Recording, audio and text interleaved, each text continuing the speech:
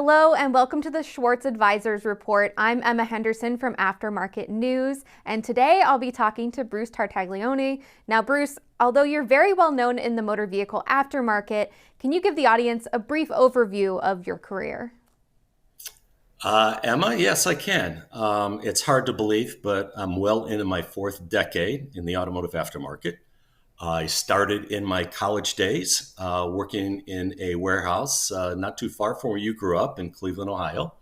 I worked second shift to supervise the picking of orders and loading trucks for the next day. And eventually, when I graduated, I got into a sales position selling to car dealerships, body shops, and independent service repair shops.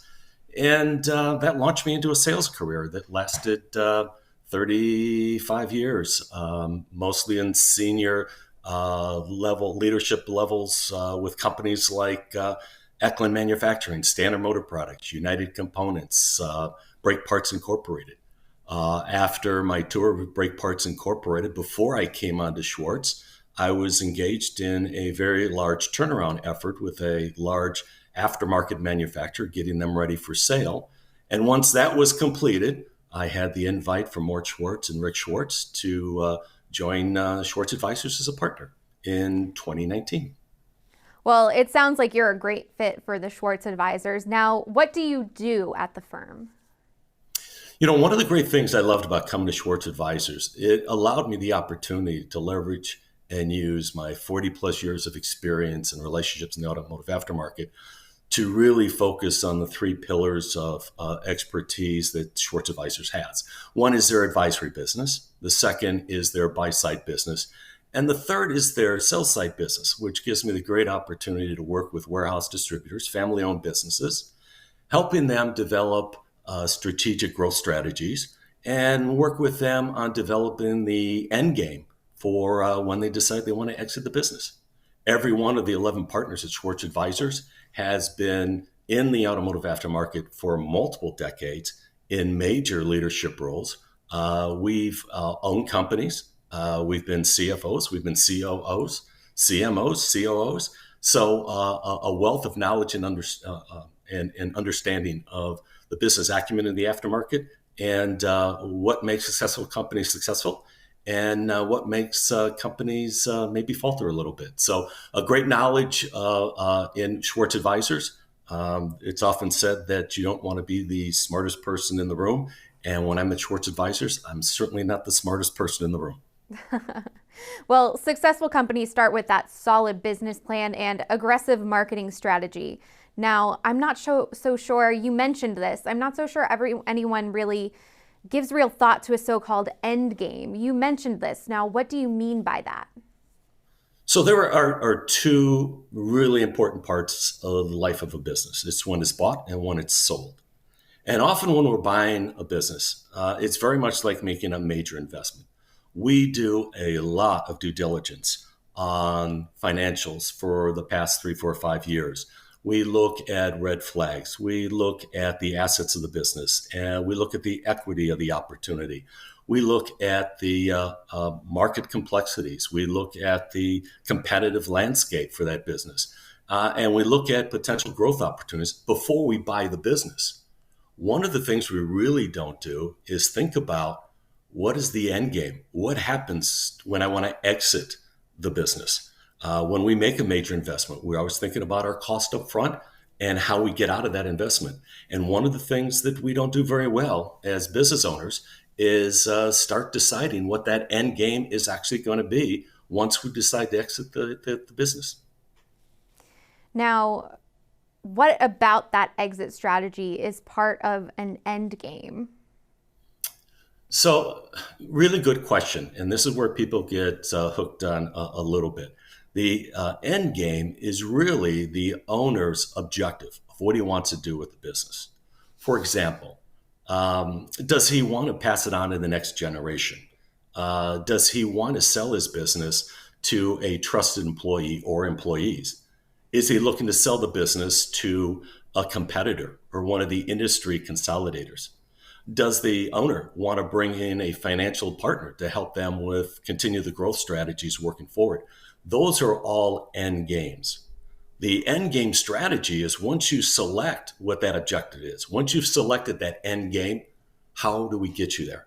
And that's one of the great things that Schwartz Advisors does. Once we've identified what that end game is, we provide all the experience and advice to help them develop those strategies to make sure that they get the best valuation for their business once it's sold. And now, how do people go about building these exit strategies and how do they plan for it? Really good question. Now, when you're looking at a business and you're making you're doing the due diligence to acquire the business, you do all the things we just talked about a few minutes ago. You certainly want to know what your options are at the end of the day. You know, what is my end game opportunities? It's usually too early in the process to really define what that exit objective is going to be 25 or 30 years down the road. But you need to understand that there is an objective out there and you have multiple choices, as we just talked about. Many people think because they have a $30 million business that the value of their business is $30 million, which is not true at all.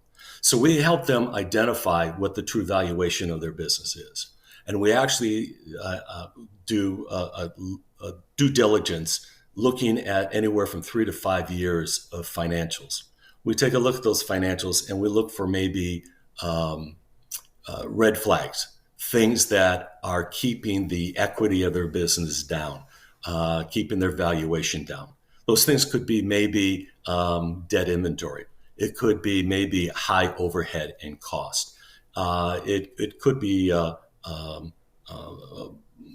poor market share. They really need to understand how to read a balance sheet and a P&L statement. They need to understand where the red flags are and help address those red flags. They need to understand what the opportunities are for business growth. They also need to understand what the processes and assets are that they have in their company that need work and they need improvement. So it's really getting your team involved in understanding what your business is all about from the ground up. Now, if I was part of an ownership team, whether it was getting that business sold to a competitor or an industry consolidator, or passing it on to a family member, or selling it to a trusted employee, I'd want to make sure those people are top of their game too. They understand that business because at the end of the day, we want to make sure that whoever's coming in to buy that business is on a path for success. One of the things that we like to do at Schwartz Advisors is help them through that process. So as we go through that process, we get fully engaged in the business. We understand what the business financials are. We understand the opportunities. We understand maybe where the pitfalls are. And it's our responsibility before they sell the business to help them eliminate those things that may cause them lesser valuation in their business. And what are some of these benefits to these kinds of financial partnerships for both the buyer and the seller? So good question. If you're looking to bring in a financial partner to help you with continued growth strategies, that is one of the end games that you can play. And that strategy that you develop for that usually works out best for both the buyer and the seller. For instance, I might be ready to sell my business in the next 3 or 4 years. I'm not ready to leave the business full time right now. I may want to take a step back from the business day to day, but I really want to be engaged for the next couple of years. Bringing in a financial partner that's willing to invest in the business will allow a seller to do that. The financial investor comes in and they help invest into the business by maybe adding additional inventory. Maybe it's expanding through acquisition. Maybe it's fixing up the facility. And the idea is for the seller to be able to still work the business, and we call it getting a multiple bite out of the apple. They get money up front for the equity position that the financial supporter brings in, and it gives them time to slowly work out of the business, transition out while he's transitioning other management people to take his place.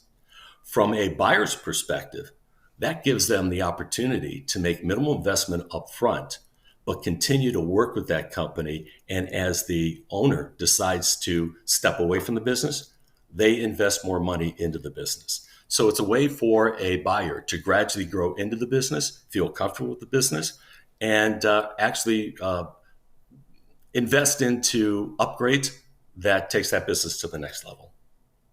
So if you're thinking about finding a financial partner, what are the preliminary steps for that?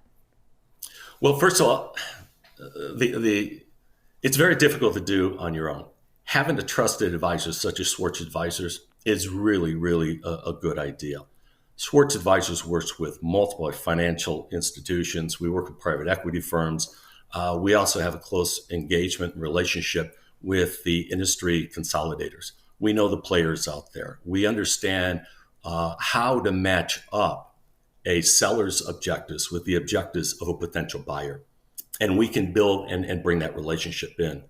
One of the key aspects of our business is finding the right buyer for a business. And doing that is really takes a lot of pressure off the seller himself.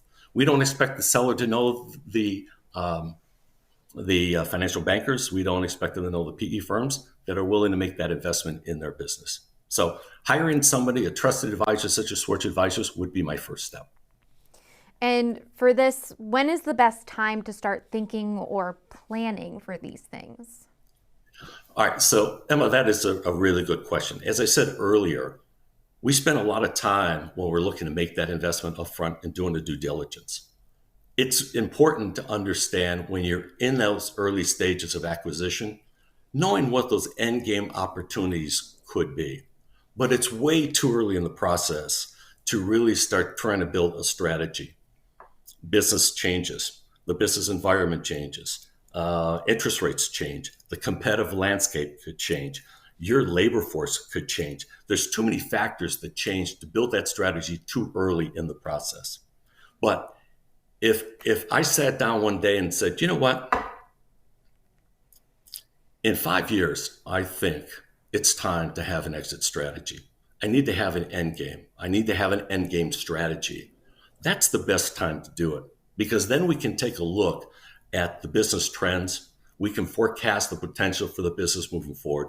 We can take a look at maybe what those red flags might be in your business. So you have time to fix those and correct those, which has a tremendous impact on the valuation of your business. So my answer to that would be, think about the options when you're looking to make the acquisition, but don't be so anxious to decide what you want to do until you get into that 3, 4, 5 year before it's time to make a decision. Again, it opens up great opportunities, but it gives you a great opportunity to fix the things in your business that may be detracting from the valuation of your business. Well, Bruce, thank you so much for being here today. It's really given us a lot to think about for our futures. And with the Schwartz Advisors report, I'm Emma Henderson from Aftermarket News.